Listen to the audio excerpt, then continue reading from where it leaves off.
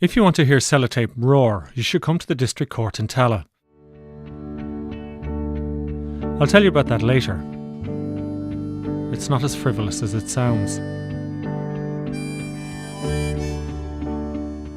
If you want reassuring or consoling, this is a sound you'll listen out for at the District Court in Tallaght. Flip-flop sandals. They belong to Noelle Fitzsimons. On Tuesdays, Noelle goes out with her relations to second-hand shops picking up bits and pieces. But on Mondays, Wednesdays, Thursdays and Fridays, Noelle works as a volunteer in the courthouse in Tallaght, Dublin. She works for victim support and in the court support service.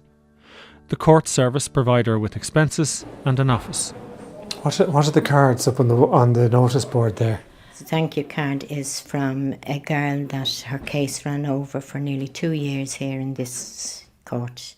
She really appreciated herself, and her mother and father appreciated the help that was here for them. What did you do for them? Just kept in touch between the court appearances and sit with them in the court, because court's very intimidating. So that's what I do here, is try and make it as comfortable as possible for their stay while they're here. And then some people don't like sitting in the room in there. So that's why this room is here.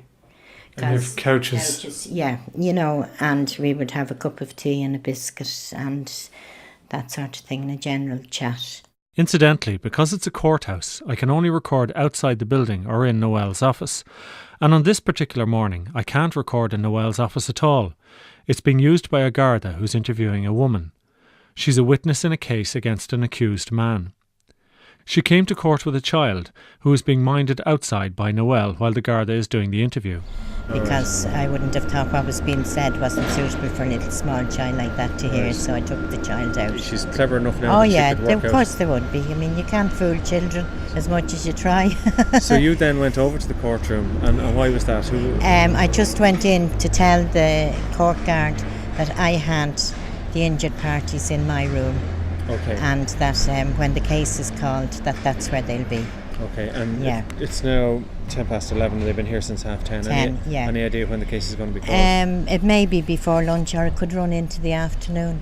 There's no when she could be sitting in my room, for all that length. Right. Noelle now works all the time in the District Court, which is a lower court dealing with less serious crime. But she has minded victims in the High Court and the Children's Court. The most depressing court is the Children's Court. They're mostly kids that are out of control, and don't have much guidance. The road they're going to probably will be Mountjoy, and you can kind of see that. And it's very depressing, to look at these kids. But then you're in with the victims in the Children's Court. I was in with a girl that her car was stolen. And unfortunately, she didn't even get a hearing. She went and took a day off work, and she wanted some satisfaction. She was a single parent, and she had a taxed and insured driving licence, NCT, everything. She had done everything that was expected of her to keep this car on the road. And the next thing, it's gone from outside her door. And that's the end of it. And she's left. She had to pay €60 to have it taken away, because it was a write-off, And she had to walk and get her child to school then. She had to go and put hardship on herself until she has another car now, I believe.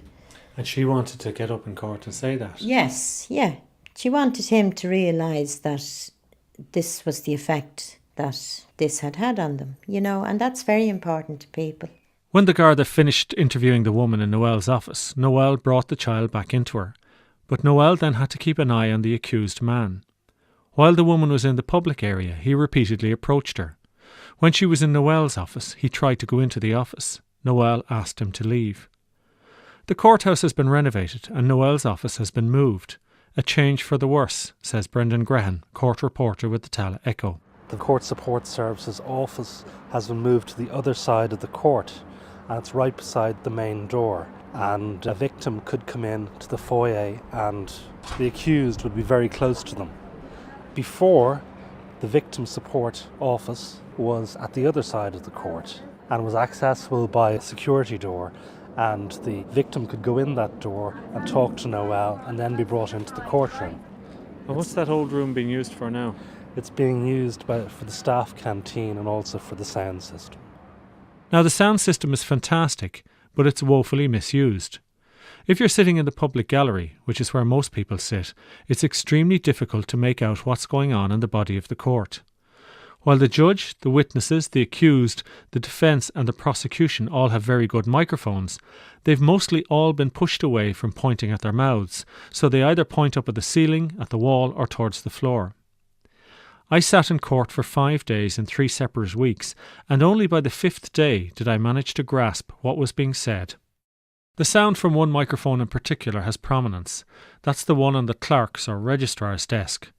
So while you're trying to hear what's being said during a case, the speakers are also relaying the sound from this microphone, the sound of pages being turned by the registrars, the click of the computer keyboard, the whir of the printer under the desk, the thump of date stamps, a thunderous opening of an envelope, or the spectacular ripping sound of sellotape. To cap it all, there's a double-door entrance to the courtroom, and there's a constant traffic of people. Each time someone comes in and out, each door bangs, the inner one particularly loudly. So when the judge says to the accused, "How do you plead?" just when the accused is about to say guilty or not guilty, the door might bang and you've lost it. The judge works concentratedly from 10:30 until 4:30 or 5. He has 3 voices, fast and serious, rosary speed for the charges, section 4s and section 6s whiz out, but then you sometimes catch the word intoxicated or vehicle flying through the air and you get some sense of the case. He has a conversational tone for the substance of the case, usually addressed to the prosecution and the defence solicitor. And finally, he has a deliberate, clear voice for the accused, and with obvious respect, he summarises the case and then explains his decisions to the accused.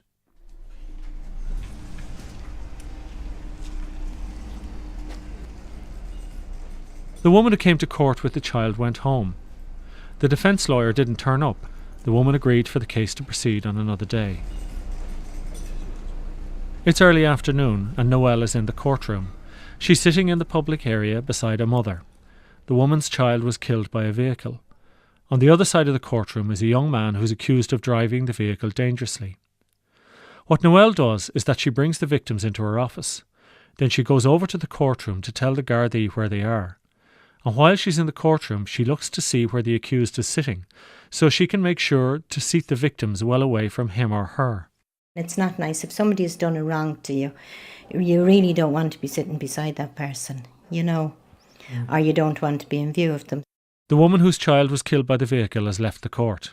The book of evidence isn't ready yet. The case is put back to another day. Had you been in a court before ever? Never.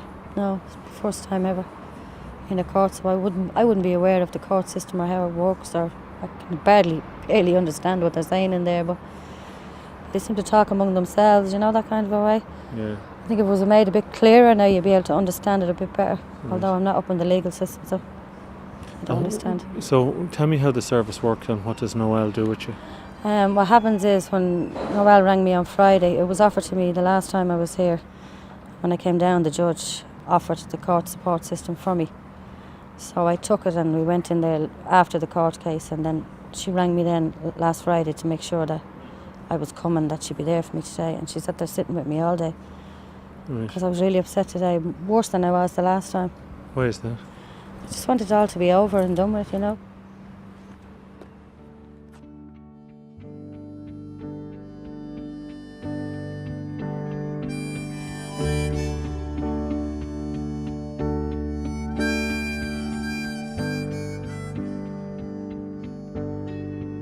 You're listening to Flux with Ronan Kelly. In this programme, Noelle Fitzsimons, a volunteer victim support worker in Tallaght District Court.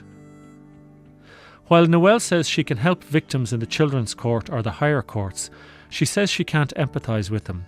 She's never been the victim of serious crime, but she has been the victim of the type of crime covered by the District Court. I was in the garage and my daughter was with me, and situations happen and things happen that you don't normally do.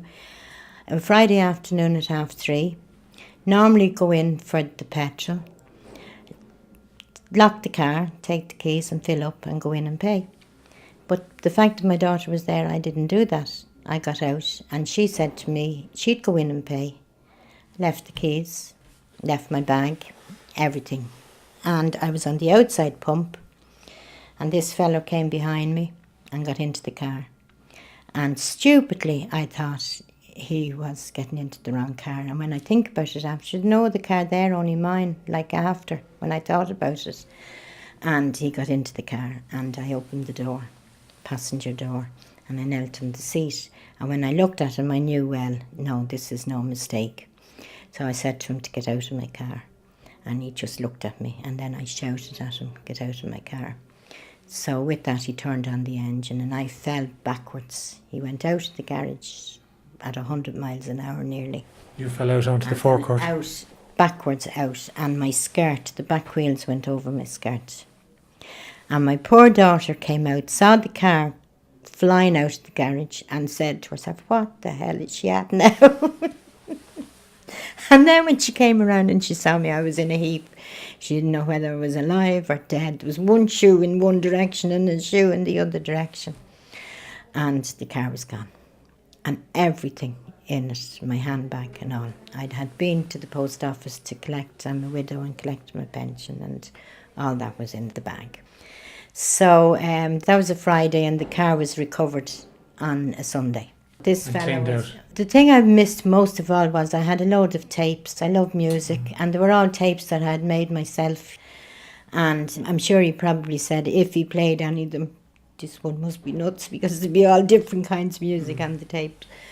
But he had kind of made his own of the car, like the little teddy bear hanging in it.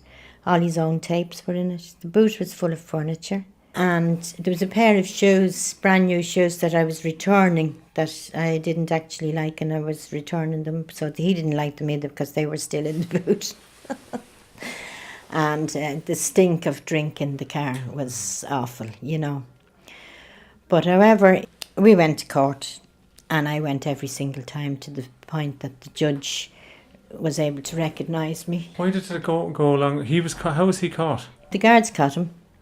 Yeah, the guards caught him. How did they know who he was? And, well, they caught him with the car, Oh, you see. Yeah, yeah, caught him with the car, you know. Why did it drag on? Why were there a load of different times? Well, you see, you sort of appear maybe around about 3 times in the court before it actually takes... Do you? Yeah, you have to be arraigned and then you have to be brought for mention and then it goes on then, you know, like there's little different technicalities that you go through.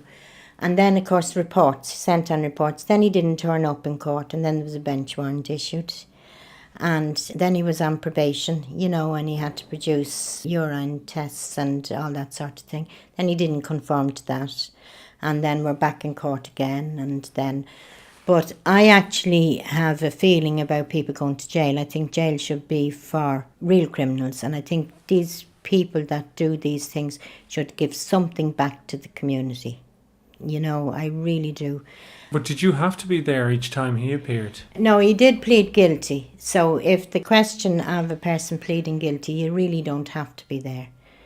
But I wanted him to realise that I will remember him to my dying day. So I wanted him to remember me. And were you vengeful? No, not vengeful.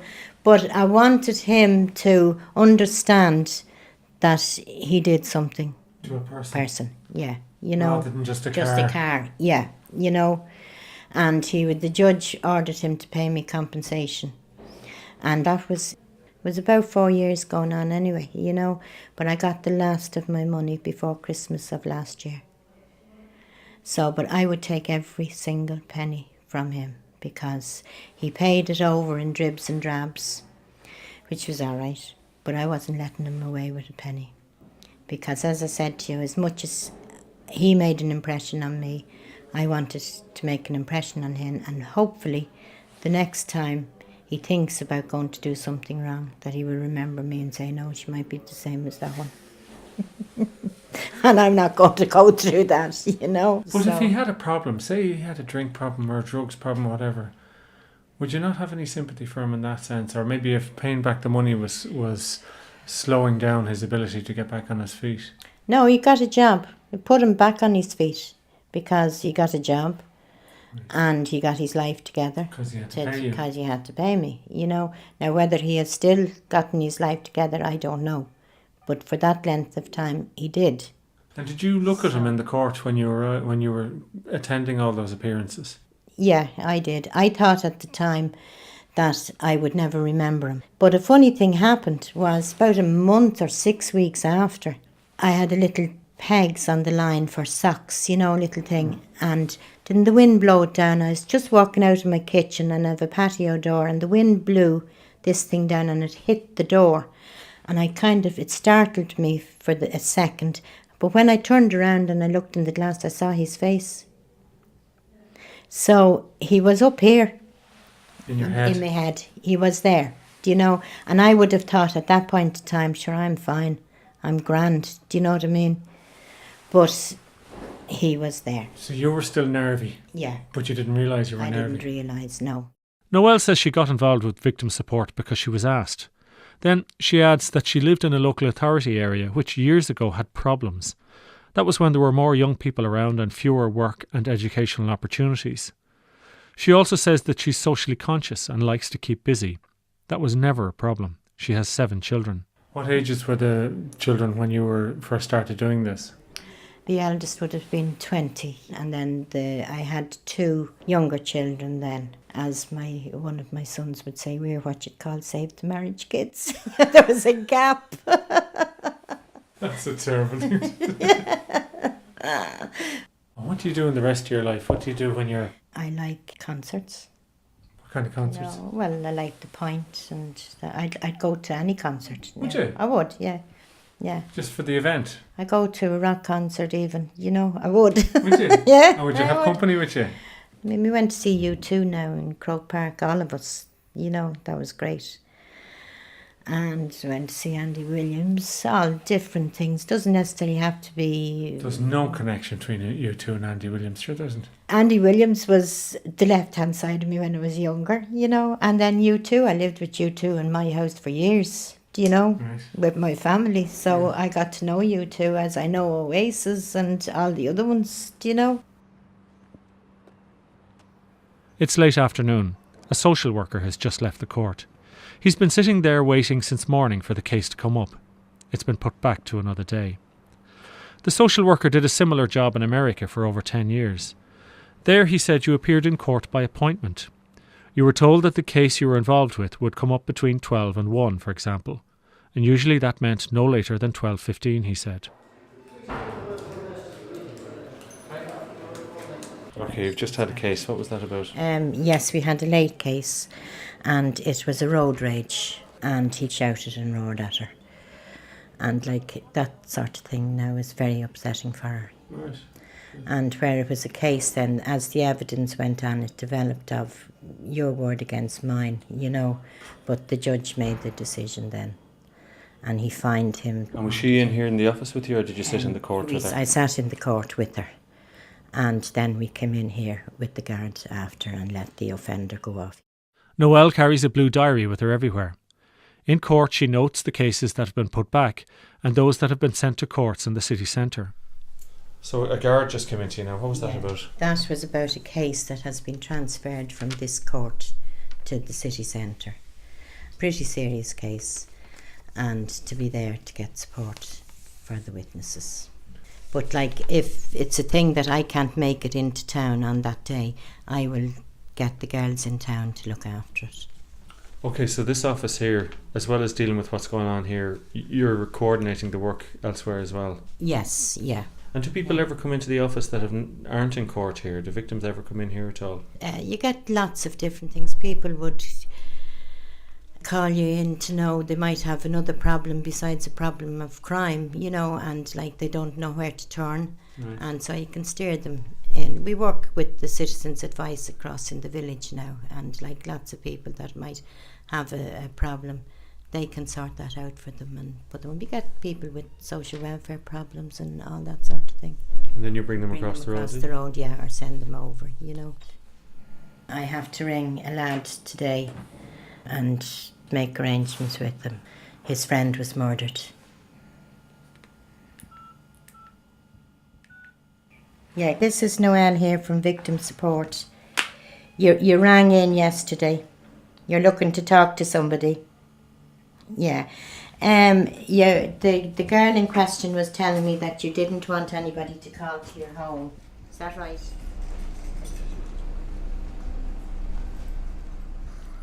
It's late morning. A woman has just left Noelle's office and gone across to the courtroom. She's been in the office for about 20 minutes. She's a witness in a case against a man she knows. She's nervous. To walk from the public area all the way up to the box to get in to give your evidence is, people shake. And it's only about 15 feet. That's all, yeah. But people actually shake.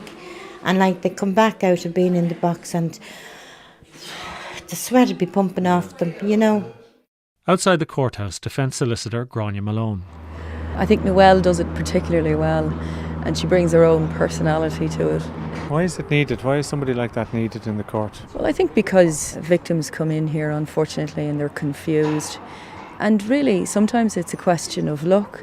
If they have a particularly good and diligent guard that'll keep them advised at all times about the progress of their cases, then they're fortunate. But sometimes they have maybe inexperienced guards or guards who unfortunately don't do their job as well, and therefore they're not as clear about what's going on. And in those circumstances, someone like Noelle, it's a hugely vital part of the court service.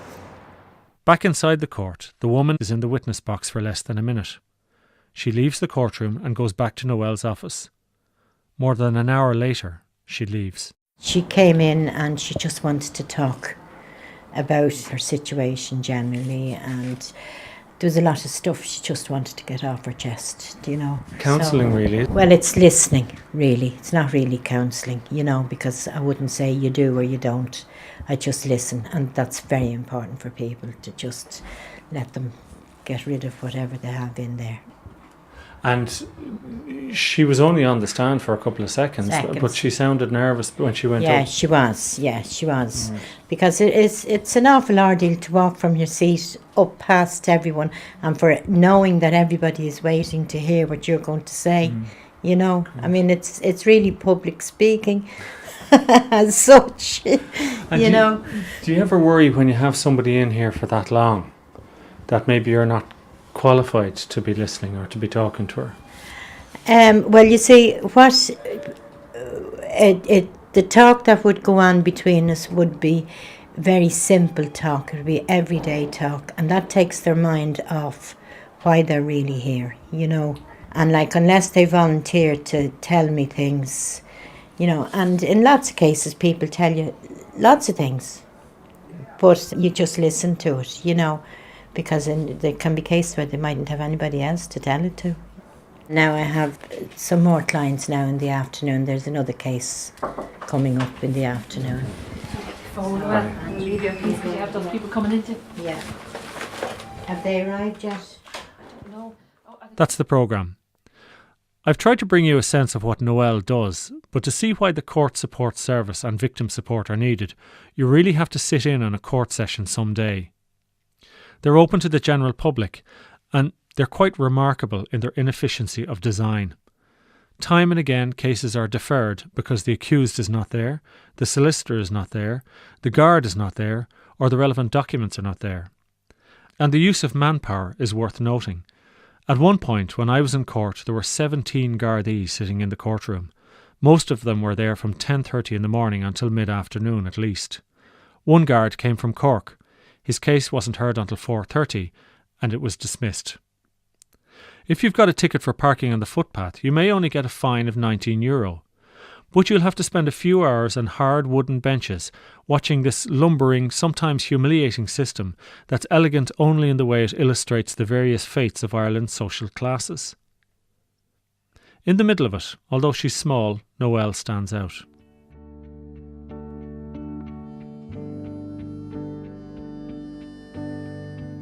An African woman has been fined for having no tax in her car. She says she wasn't driving the car at the time, so can't understand why she's been called to court. Nevertheless, as the owner, she's liable. She asks where to pay the fine. Someone tells her the court office, and she goes to leave the courtroom.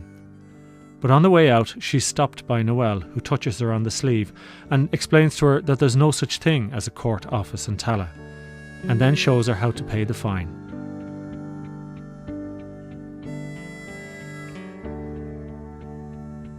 You can write to the programme at flux@rte.ie, that's flux@rte.ie, or to myself, Ronan Kelly, Flux, RTE Radio 1, RTE Dublin 4.